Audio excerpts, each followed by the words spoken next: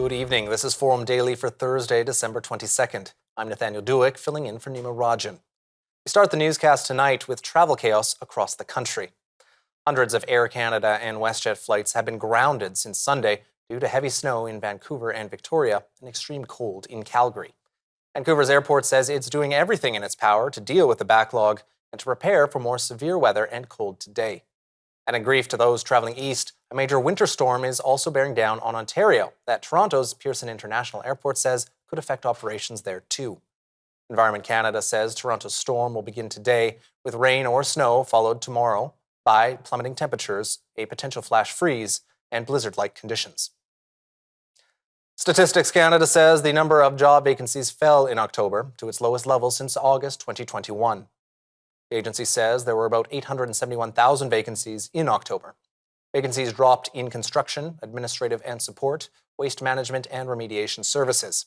Statistics Canada says no sector recorded a statistically significant increase in its number of unfilled positions, although vacancies remained near record levels in healthcare and social assistance.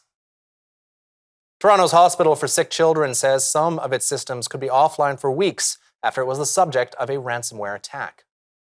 The hospital says urgent and emergent care, as well as scheduled appointments and procedures, are continuing.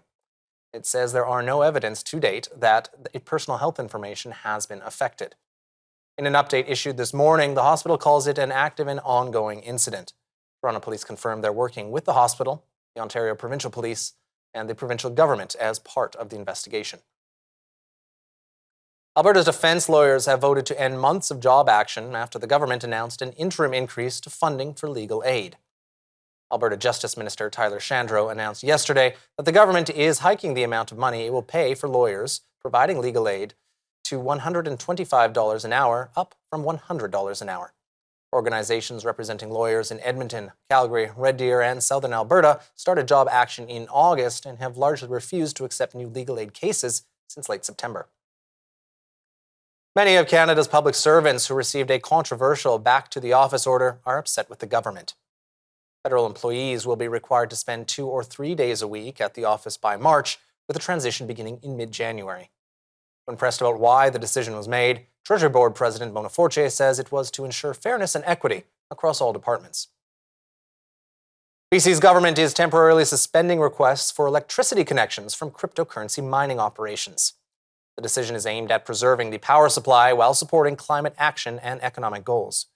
BC's Ministry of Energy, Mines and Low Carbon Innovation says 21 crypto projects are requesting a total of 1,403 megawatts, enough to power about 570,000 homes per year. The 18-month suspension will give the province and BC Hydro time to engage with industry and First Nations on a permanent crypto framework.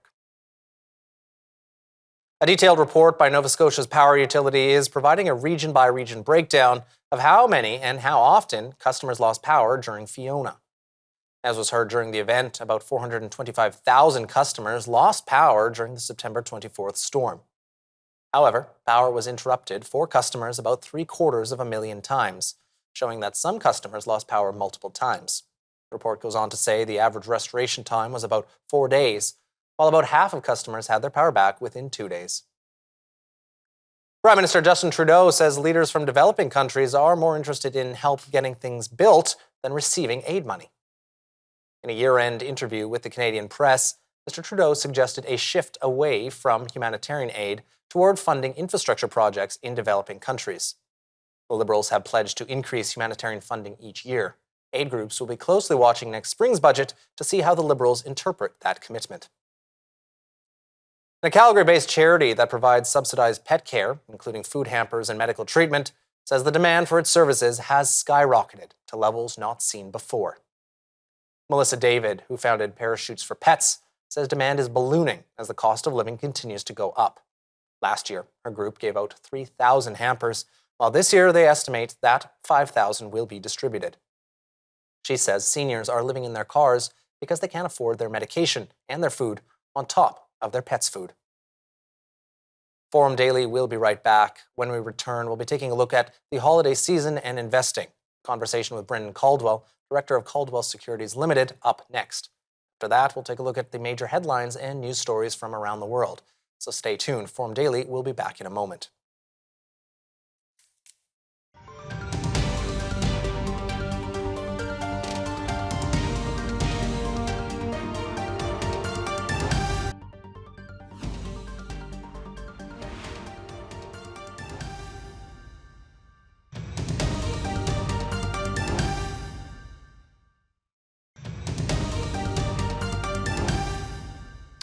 Stores in Canada are gearing up for Boxing Day sales, with many rolling out deals early in the hopes of enticing budget-conscious shoppers. The Canadian promotional retail event has been overshadowed in recent years by its American counterpart, Black Friday. But experts say that Black Friday and Cyber Monday sales late last month fell short of expectations, leaving some stores with inventory to clear before the end of the season. Retail analyst Bruce Winder says stores will need to balance the need to sell surplus stock with maintaining their profit margins.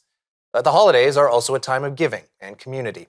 With us to discuss what the holidays mean to him and his evaluation of investing sectors this year is Brendan Caldwell, director of Caldwell Securities Limited. Sir, welcome to Forum Daily. Thank you, Nathaniel. Great to be here, and Merry Christmas to you. Merry Christmas as well to you. And on that note, what does Christmas and the holiday season mean to you? Oh, that's a big one. It means so many things. Obviously, it's a chance to dress up and sport my sartorial splendor, a chance to overindulge. It means all those things, but I think more than anything else for me, it is a very contemplative time. Those Christmas carols that you hear over and over again, for me, really help with the thoughts of, what if it's all true? What if, in fact, the God of all creation that made heaven and earth, that made time itself, actually broke into history, broke into the world in which he made, and became one of us with all the joy and sorrow and pain and everything that goes with it? What if that were all true? And the music of Christmas really helps my thoughts and my emotions attune to that contemplation, because I think it does have very big implications, not only for the whole world and our society, but for me personally. If the God of all creation wanted to be one of us so that I could identify with us and become one of us and indeed save us, wow, that's a thing. And so that's mostly what I'm feeling and thinking during the Christmas time, especially when those carols are going over and over and over again. That's what's on my heart and mind. Well, moving from perhaps the philosophical to perhaps a bit more of a mercantilist approach here, but what do you want for Christmas? It's a time of gift giving, of sharing. What do you want this season? Well, I really want, I could say a bunch of things. On the one hand, I love going to the movies and having Chinese food.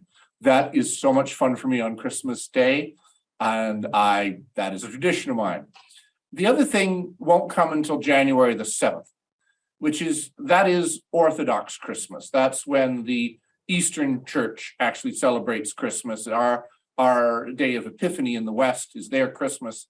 And I would love to see on January the 7th a ceasefire, a peace in Ukraine and between Ukraine and Russia. So that's what I would love to see on Eastern Christmas, January the 7th. So I'm hoping and praying for that. Oh, a noble thought there indeed. Now let's bring this back to the level of investing here. This year, 2022, which sector was naughty? Which sector was nice? Oh, how do we begin with that? Well, clearly the virtuous sectors have done the worst, and the evil capitalist, environmentally destructive sectors, please believe me, I'm saying all this with tongue in my cheek, have done the best. So the Facebooks, with now Meta, the Twitters, the high-flying tech stocks have all got hit very hard. As I may have said to Nima a week or two ago, I'm not sure how anybody buys an Apple product knowing where and how their products get made this year. So I think those are the really ones that have been naughty, and their stocks have not done well. Weirdly, of course, the energy stocks, the Canadian market in general and the energy sector in specific has actually done very well. For unfortunate reasons. I mean, a large part of it has to do with the war in Ukraine, but some of it's for good reasons, though, as demand for energy, as the economy and life begins to return to the world after 2 or 3 years of it being shut down. So for good and bad reasons, the energy sector has been one of the best performing this year. An energetic start to the next year, perhaps, on that note. Well, Mr. Brendan Caldwell, thank you for joining us today on Forum Daily. We appreciate your time. Thank you, Nathaniel. Merry Christmas to you and yours. Merry Christmas and happy holidays to you and yours as well. We'll be right back.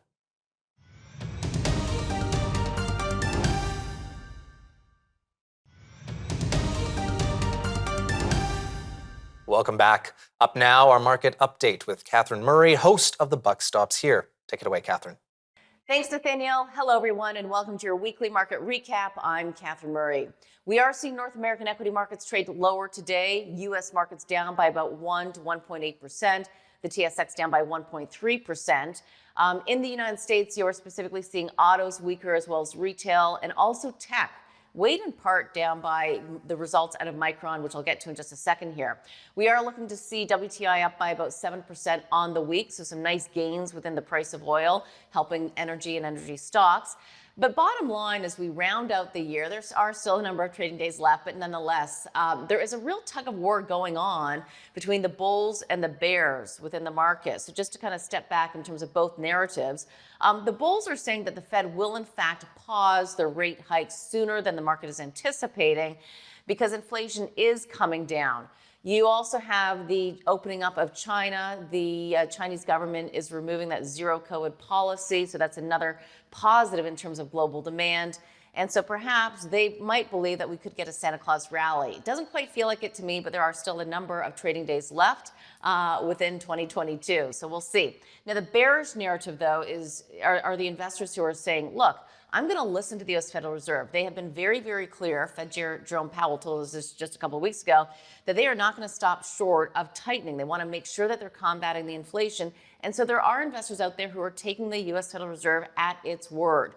And that is the bearish case. If the rates have been going higher, has been putting pressure on valuations and tech stocks in particular, and also potentially causing slower, lower growth and causing many CEOs to pull back in terms of hiring plans. In fact, you're seeing a lot of headcount reductions. On the economic data front, because we know that the U.S. Federal Reserve is very much focused on that. Of course, that's most important in terms of understanding where the economy is currently at. Initial jobless claims did come in better than expected. You also had the final Q3 GDP revised higher, another positive. But we're also keeping our eyes on what the CEOs are saying. Micron, within the semi space, reported results that missed expectations. The stock's down by about 3.6%. The company actually had much lower guidance than the street was anticipating. They cut their CapEx guidance, and they also announced a 10% planned headcount reduction. So not positive there. CarMax, also within the auto space, that stock's down by about 8% following their results, which missed expectations. I also just, Nathaniel, want to put in a plug here. I had a great interview with Murray Mullen. He's head of the Mullen Group, which is a Canadian company. It's a logistics company that has clients and customers throughout North America. That will air on the Buck Stops Here a week from Sunday. But one of the things he's watching and cautioning for in terms of 2023 are those big ticket items. That's what he believes is going to be very much affected by the higher rates. But I encourage you to listen to that interview. Again, that's a week Sunday. And then this Sunday, I've got Eric Nuttall on, who's a top portfolio manager, one of the largest funds in the world, actually, in terms of energy investing. Now, rounding it back here to Canada, as I mentioned, the TSX is down by 1.3%. It looks as though we might be on track for a 0.6% weekly drop within the TSX.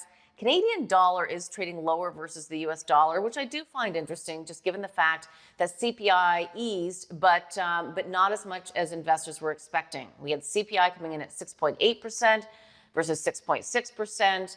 And that is leading a number of investors to believe that the BOC, the Bank of Canada, will continue to raise rates at their next meeting, maybe by 25 basis points. Importantly as well, we did, as we look at where the inflation is coming, it is very much on the food front. So you are not misinformed if you continue to see your grocery bill move higher. That has been very much the case.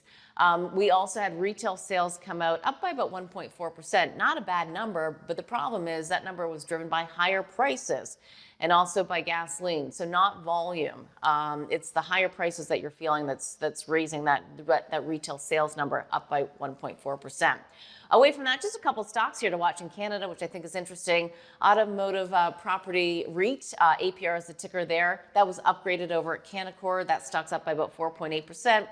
And SPB is up by, it was actually, they announced a $1 billion acquisition, setting that stock up nicely today as well. So bottom line, Nathaniel, there's always opportunities. I think that, and Murray Mullen actually said this as well, there's always opportunities. We just have to kind of continue to be thoughtful and really understand where they might be for 2023. But having said that, maybe we'll get a Santa Claus rally. Still a couple of trading days left. I'll leave it there. Back to you.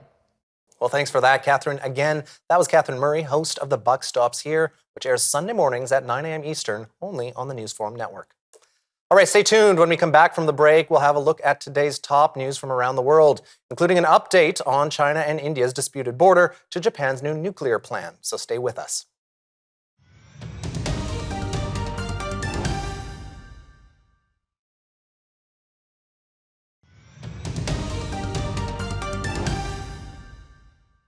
Developments to a long-standing military dispute between India and China now. Indian and Chinese military commanders have met in yet another attempt to end a more than 2-year-old standoff between tens of thousands of their soldiers along their disputed border. There has been no indication of whether a breakthrough has been reached to end the impasse, but the meeting is expected to lower tensions between the two countries.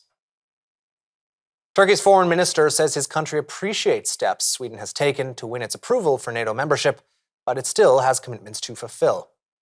He spoke with his Swedish counterpart at a joint news conference on Thursday. Turkey has held up Sweden and Finland's request to join NATO while pressing the two Nordic countries to crack down on groups it considers to be terrorist organizations and to extradite people suspected of terror-related crimes. Russian and Chinese warships have practiced joint action in the East China Sea, continuing a series of drills that reflect a growing defense cooperation between the two countries. The Russian Defense Ministry says they have deployed a missile cruiser, destroyer, and 2 corvettes from Russia's Pacific Fleet to take part in the week-long maneuvers that began Wednesday. China has deployed 2 destroyers, a diesel submarine, and several other ships for the exercise. Russian and Chinese aircraft are also taking part in the maneuvers. Military ties between Moscow and Beijing have grown stronger since Russian President Vladimir Putin sent his troops into Ukraine on February 24th. Thailand's prime minister has attended funeral rites for 6 sailors who perished when their warship sank in stormy weather, leaving 23 others still missing. The HTMS Sukhothai, a corvette in service for 35 years, capsized and sank Sunday night in the Gulf of Thailand with 105 people on board. A total of 76 have been rescued, and search operations are continuing for the 23 missing. The prime minister, who is also defense minister, and the Navy have come under criticism for the incident. The Navy has acknowledged there were not enough life jackets on board because the ship was carrying guests in addition to its normal crew. Moving further east now, where Japan has announced the adoption of a new nuclear plan aimed at extending the lifespan of its nuclear reactors. The plan could also replace old ones currently in use, while opening up potential to build new reactor plants. It is a major shift in a country scarred by the Fukushima disaster, which spurred plans to phase out atomic power. Amid the European energy crisis, the German government said Thursday that it has nationalized energy company Uniper after the European Union gave its blessing for it to rescue the gas supplier. The government announced its plan to nationalize Uniper in September, expanding state intervention in the energy sector to prevent a shortage resulting from Russia's war in Ukraine. The deal built on an initial rescue package agreed in July and features a capital increase of $8.5 billion that Germany is financing. Uniper's existing shareholders approved the measures on Monday, and the EU's Executive Commission gave its conditional approval on Tuesday. Staying in Europe, where the European Court of Justice says online retail giant Amazon may be in breach of luxury shoemaker Christian Louboutin's trademark rights over the sale of counterfeit red-soled high-heeled shoes on its platform. Third-party sellers on Amazon regularly advertise red-soled shoes. Louboutin brought cases against Amazon in Belgium and Luxembourg, arguing that he did not give his consent for those products to be put on the market. The EU's top court said that users could mistakenly think that Amazon itself is selling the shoes on behalf of Louboutin. Turning to a major deal involving America's favorite sport, where the NFL has announced a multi-year agreement with Google for NFL Sunday Ticket. A package of out-of-market Sunday afternoon games will be distributed on YouTube TV and YouTube primetime channels. The NFL was seeking $2.5 billion per season for the package, which has been on DirecTV since 1994. While continuing a holiday tradition, Spain has kicked off the festive period with one of its most iconic events, the huge Christmas lottery known as El Gordo, or the Fat One. The most sought-after prize shells out the equivalent of $425,000 US to winning holders of tickets that cost about $20. The popular lottery will dish out $2.7 billion in prizes when the winning numbers are called out by school children in Madrid. While Quebec City wants to check in. The Quebec capital wants to host the next season of the popular HBO series The White Lotus, and the region's tourism board is aiming to make that happen. Destination Quebec has created a presentation promoting the historic city and its assets as an ideal filming spot, notably the Fairmont Le Chateau Frontenac. The White Lotus is a social satire that follows guests and staff at a resort where they unleash their worst, most privileged impulses. The 2 seasons filmed so far were in Hawaii and in Sicily. I'm Nathaniel Duick, and that'll do it for your look at national and international news for today. For more news on demand, you can visit our website at thenewsforum.ca and make sure to visit our social media handles on Facebook, TikTok, Instagram, and Twitter. You can also find us online. We'll see you all tonight, and thank you for joining us.